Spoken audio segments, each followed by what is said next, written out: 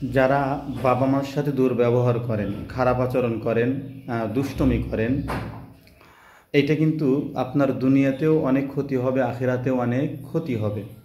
বাবা মার সাথে কখনোই খারাপ আচরণ করবেন না, দুর্ব্যবহার করবেন না, তাদেরকে কষ্ট দিবেন না, দুষ্টমি করবেন না। আপনারা অনেকেই এমনও আছেন, বাবা মা বলে একদিকে, আপনারা যান অন্য দিকে। না, বাবা মা কখনোই কি আপনাদের খারাপ কাজের জন্য আদেশ দেয়? কখনোই না। সব সময় ভালো কাজের জন্য আদেশ দেয়, ভালো কাজ করতে বলে, ভালো কিছু করার জন্য আপনাদেরকে উদ্বুদ্ধ করে। তো যারা বাবা মাকে কষ্ট দিব বা যারা বাবা মার সাথে খারাপ আচরণ করবেন, দুর্ব্যবহার করবেন, তাদের দুনিয়াতেই অনেকগুলো ক্ষতি হবে। নাম্বার এক, তার জীবনের ভিতরে কোনো বরকত থাকবে না, অর্থাৎ বিপদ আপদ বালা মুসিবত লেগেই থাকবে। জীবনের ভিতরে সবসময় টেনশন পেরেশানির ভিতরে থাকবে।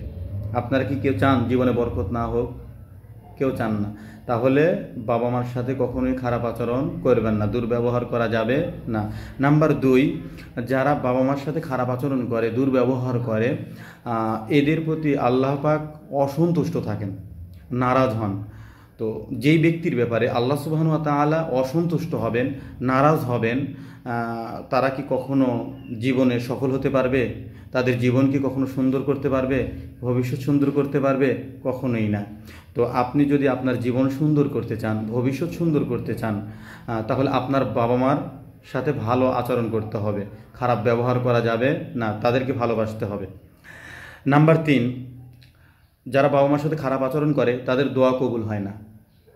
আপনি চাচ্ছেন আপনি ডাক্তার হবেন, ইঞ্জিনিয়ার হবেন, এটা আপনি চাইলেই হবে নাকি আল্লাহ সুবহানাহু ওয়া তাআলারও দিতে হবে? তো আল্লাহ সুবহানাহু ওয়া তাআলা কখন দেবেন? যখন আপনি চাইবেন। এখন আপনি আপনার ডাক্তারের জন্য চাচ্ছেন, চাচ্ছেন আপনি ডাক্তার হবেন বা ইঞ্জিনিয়ার হবেন বা হাফেজ হবেন, তো আল্লাহ সুবহানাহু ওয়া তাআলা তো আপনার দোয়াই কবুল করবে না। তাহলে আপনার হাফেজ হওয়া সম্ভব?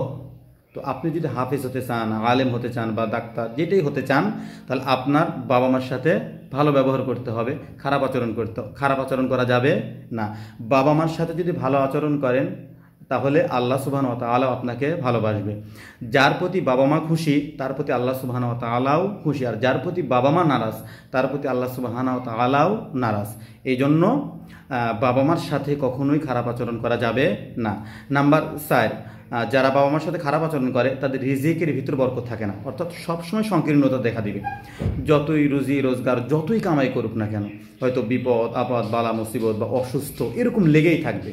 তো যতই কোটি কোটি টাকা ইনকাম করুক না কেন, যদি টাকার ভিতরে বরকত না থাকে, ইনকামের ভিতরে যদি বরকত না থাকে, রিজিকের ভিতরে যদি বরকত না থাকে, তাহলে কি আপনি ভালো থাকতে পারবেন?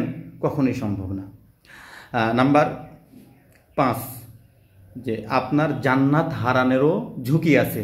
বাবা মার সাথে যদি আপনি খারাপ আচরণ করেন, দুর্ব্যবহার করেন, তাহলে আপনার জান্নাত অনিশ্চিত হয়ে যেতে পারে।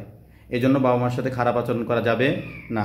নাম্বার ছয়, এই যে আপনি যেরকমভাবে বাবা মার সাথে খারাপ আচরণ করতেছেন, আপনারাও যখন একদিন বড় হবেন, তখন আপনার বাচ্চা কাচ্চা হবে, আপনার বাচ্চা কাচ্চাও কিন্তু আপনার কথা শুনবে না, আপনার সাথে খারাপ ব্যবহার করবে, দুর্ব্যবহার করবে। আপনি যদি বাবা মার কথা শোনেন, দুষ্টমি না করেন, বেয়াদবি না করেন, বাবা মা যেটা বলে সেটাই যদি আপনি শোনেন, মানেন, তাহলে আপনার সন্তানও আপনার কথা মানবে, শুনবে, আপনার কথা মতো চলবে। আপনি যদি চান যে আমার সন্তানেরাও আমার কথা মতো চলুক, আমার কথা শুনুক, আমার কথা মতো তারা জীবনযাপন করুক, তাহলে আপনার সর্বপ্রথম আপনার বাবা মার কথা শুনতে হবে, মানতে হবে, তাদের সাথে দুষ্টমি করা যাবে না। নাম্বার সাত, যারা বাবা মার সাথে খারাপ আচরণ করব, তাদের জন্য জাহান্নাম। জাহান্নাম কি সুখের জায়গা? কখনোই না। এটা কিন্তু দুঃখের জায়গা, কষ্টের জায়গা, শুধু আগুন আর আগুন, সেখানে আযাব আর আযাব, গজব আর গজব। তো জাহান্নামে আমরা কেউ যেতে চাই না। যদি না যেতে চান, তাহলে বাবা মার সাথে ভালো ব্যবহার করুন। নাম্বার আট, যারা বাবা মার সাথে খারাপ আচরণ করে, দুর্ব্যবহার করে, এদেরকে সমাজের লোকজনও দেখতে পায় না। আপনাকে উপরে যতই দেখুক, হ্যাঁ, আপনাকে সালাম কালাম এই সেই অনেক কিছু সেই কথাবার্তা বলে, কিন্তু ভিতর থেকে, দিল থেকে আপনাকে ঘৃণা করে। আর সমাজের প্রত্যেকটা লোক আপনাকে ঘৃণা করবে, প্রতিবেশীরা ঘৃণা করবে যে ও তো বাবার সাথে খারাপ আচরণ করে, মার সাথে খারাপ আচরণ করে, বাবা মাকে দেখতে পায় না, বাবা মার কথা শোনে না। নাম্বার নয়, যারা বাবা মার সাথে খারাপ আচরণ করে, এরা সারা জীবন আফসোস নিয়ে বড় হয়। কেন? যে একটা সময় গিয়ে বাবার কথা মনে হয়, মার কথা মনে হয়, তখন এই কথাগুলো মনে হয়, ইস আমি তো বাবার সাথে এই আচরণ করছি, আমি তো মার সাথে এই আচরণ করছি, অমুক দিন এটা করছি সেটা করছি। তো জীবনের ভিতরে তার আর শান্তি থাকে না, সুখ থাকে না, ভালো লাগা থাকে না। কেন?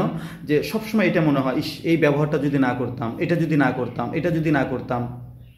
তো আপনার সারা জীবন আফসোস নিয়ে কাটাতে হবে। সর্বশেষ যেটা বলবো সেটা হলো যে আপনি যদি বাবা মার সাথে খারাপ আচরণ করেন, তারা যদি বদদোয়া করে সেটা কবুল হয়ে যাবে। মন থেকে করুক আর মন থেকে না করুক, আপনাকে